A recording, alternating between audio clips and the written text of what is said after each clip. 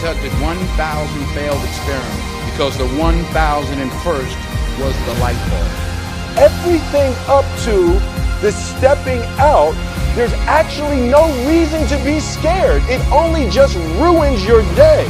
You don't have to jump. And then in that moment, all of a sudden, where you should be terrified is the most blissful experience of your life. And God placed the best things in life on the other side of terror.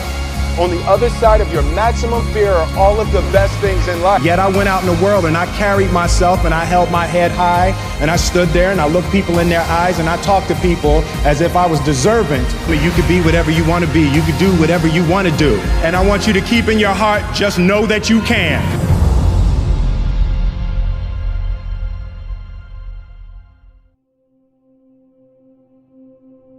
Your behavior is what's going to change you. But you also have to start by asking yourself, what do I want and why do I want it? Why don't I have it? You know, what am I willing to do to get it? And I do think in terms of listening to one of your earlier podcasts, I do think there's value in writing things down, but in a really simple way. I've learned probably the most things through the best athletes in the world, and Michael Johnson, who had the gold shoes. I'll never forget, Drew Brees were training for the NFL Combine in 2001. There's 18 guys. Michael just finished winning his 4th gold medal, and he comes in and he's just a badass dude. Fastest man alive. Fastest man alive at that point. He had just run the 43.18, you know, and then when he ran the 19.3, it was 26 miles per hour. The fastest 50 to 150, he ran 9.1 flat. So all these athletes were in awe of Michael. And I think Drew at the time says, hey man, do you set goals? He said, yeah. He said, where'd you learn? I said, what do you mean, where'd I learn? He said, where'd you learn? Like, do you learn in college? I said, I didn't learn in college. He said, did you learn like SMART goals? Like, or SMART goals? You know, and SMART goals are specific, measurable, attainable, realistic, and with the time frame. Michael said, when I would go into Safeway, I recognized that if I walked into Safeway and I wrote 8 things down, I would walk into Safeway and I'd walk out of Safeway in 5 minutes.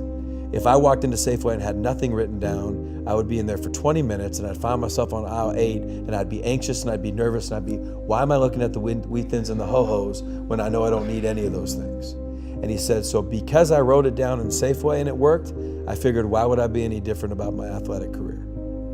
And I think that that's the level that we need to educate people. I hope it takes what it takes, basically is an introduction to self-help. That when I look at mindfulness being the brand and Headspace being $1 billion valuation, and I sit there and think at 44 years old and growing up in this my whole life, the only time I can meditate is at the end of church.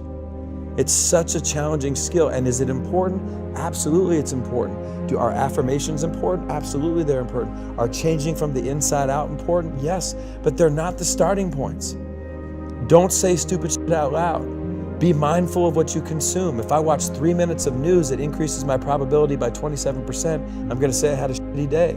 See, do you agree with me that our lives today as a generation of people has become far more comfortable and far more convenient simply because of our understanding of science and our exploitation of that knowledge as technology?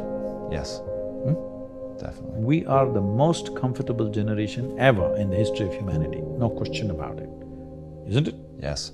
We are super empowered because of this science and technology. As there is a science and technology for our external well-being, there is a whole science and technology for inner well-being. Unfortunately, most cultures have ignored this and thinking that if we make all the external arrangements well, everything will be okay. United States of America is a huge statement that this is not how it works. The most affluent country on the planet, 70% of the population are supposed to be on prescription medication. Yeah. Wow. What's the best way for people to interact with you? They don't have to interact with me because… To learn from you, maybe. Because we can talk if inspiration is what you need, encouragement was what you need, I'm willing to talk. But talks will not bring solutions. They will bring some clarity. Solution will come only when you take a proper inward step. That's what inner engineering process is. We are doing everything possible to deliver it in as simple and as practical measures as it can be done. There was a time it was taught in such a complex way. Today we have simplified it, broken into 5 different pieces, offering it as 5 layers of program so that people can experience it in small doses and slowly, step by step, they can go. I'm seeing as you come into more and more affluent societies, their steps are far more baby steps than other people. That's interesting. So, we have broken it into many steps so that small steps you can take one by one. I'm not interested in how much somebody is doing. I'm very interested in how they're doing it, because that's what changes the quality of who we are. Because the content of our life will not change our life. It is the context of our life which changes our life. Because your content you have changed and you see, people are not happy. Content of our life is phenomenally enhanced compared to how our grandparents lived here, isn't it? Even in this country. Yes, definitely. How can people change their context? That's what inner engineering is about. If your context shifts from your psychological and physiological process to the life process that you are, everything has changed. Because we must understand this. As we sit here, this is my body, that's your body, this is my mind, that's your mind. But there's no such thing as this is my life and that's your life. This is a living cosmos. Everybody is free to capture as much as they want. If you capture substantial amount of life, your very presence will become a significant life. Otherwise, you will become a mediocre life. This is the important thing. It's not the knowledge you gather in your head, it's not the muscle that you gather in your body, it's the life. How much of a life are you? This will make you significant in your very presence. If world gives us an opportunity, we'll do something impactful. Otherwise, we are just a significant presence. A huge oak tree standing outside, it is not trying to create any impact.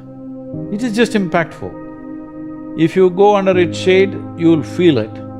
Otherwise also it's impactful. Most people notice it only when it's gone.